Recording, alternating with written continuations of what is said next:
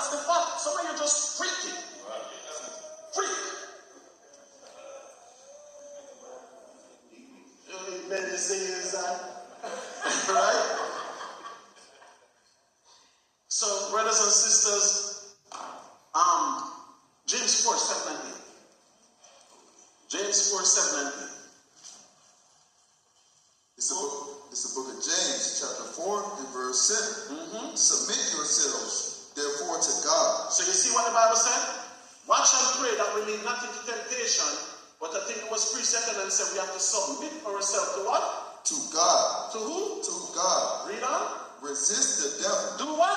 Resist the devil. So we cannot submit to our emotion and how we feel.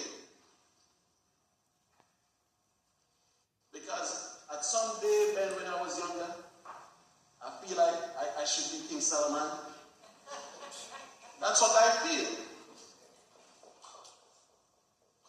But then you have a brother like, gosh, no, you have 700 wives. What school you would bring them to? Right, Ash? I'm walking into us a day with 700 wives. Where am I going? Because everything is check and balance. Because somebody going to ask you, brother, what are you doing? Do you understand what I'm saying? It has to be check and balance. Read it from the top again, sir. Verse 7. Submit yourselves, therefore, to Yahweh. Resist the devil. Resist what? Resist the devil. And what will happen? And he will flee from you. So when you fall, did you resist? Let us ask ourselves that question. None of us perfect. But we know to resist Satan. We know how to control our emotions. We know how to return and consider the principle of Yahweh. Ain't that right, Kazaki? It's a crazy society. It's crazy. It's wild out here. You know, and the closer we get to the Esau's, the closer we get to ending his kingdom, okay, that's the more and more hell he's going to put on everybody. So the Most High said, wisdom and knowledge shall be the stability of thy time. So this is the only thing that's going to sustain us in these last days. Egypt hasn't been relative until the Israelites left. Since the Israelites left Egypt hasn't been relevant since. All right, people are taking trips and $10,000, $20,000 trips over to Egypt just to see what the Hebrews did over 15,000 years ago.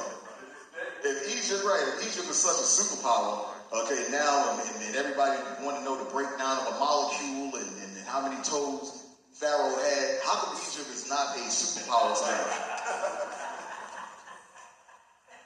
If they got all knowledge and all understanding, okay, why Egypt isn't a superpower today? Okay, because you know why the Israelites isn't over there anymore.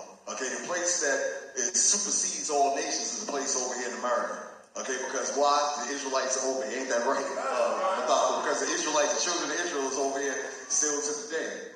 All right, that's a known fact. Egypt is dead.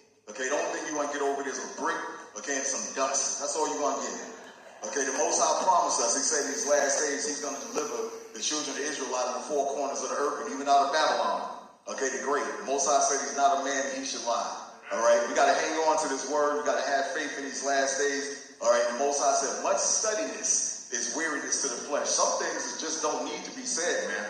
That's how a lot of brothers get caught out there. You start to go into too many things, okay, that don't pertain to the scriptures. Just be content with what you got. The scriptures are never wrong. All right, when brothers want to go places and look up this and do that and start adding, okay, you start adding to the scriptures, man. And then the next thing you know, Satan took you off to Mars some damn where, man. All right, you start believing in Star Trek and start putting your hands a certain way, man, and talking about you a damn Trekkie. Next thing you know, you talking about we don't understand. Ain't that right, Elder Barak? You don't understand, right?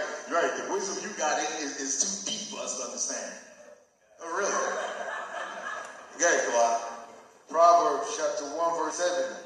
The fear of the Most High is the beginning of knowledge, but fools despise wisdom. Yeah, fools despise wisdom, man. All right, fools despise wisdom. All right, that don't need no breakdown, no specific breakdown. Okay, look, you gotta be. Look, I just had a talk with my wife's cousin, you know, and he was in the house talking about, you know, he don't believe in nothing. Okay, but you know, he's talking about the sun and you know the moon and how did it, you know, sun to get there. And I don't believe that the moon is real. These guys are nutcases, man. how do you not believe that the moon is real when you looking outside and you looking at it with your eyes? I said, what is that right there? He said, I don't know. He said, I don't know. You don't know what it is. It's just called the moon. And that's the stupidity that's going on, okay, around the four corners of the earth, man.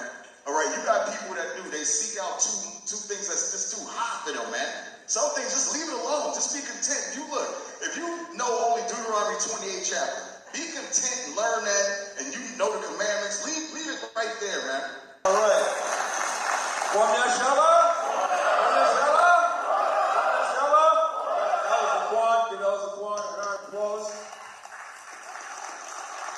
So what did the Most High teach us? Heavenly Father teaches us. He said, what? Take one stick, the stick of Judah, and take.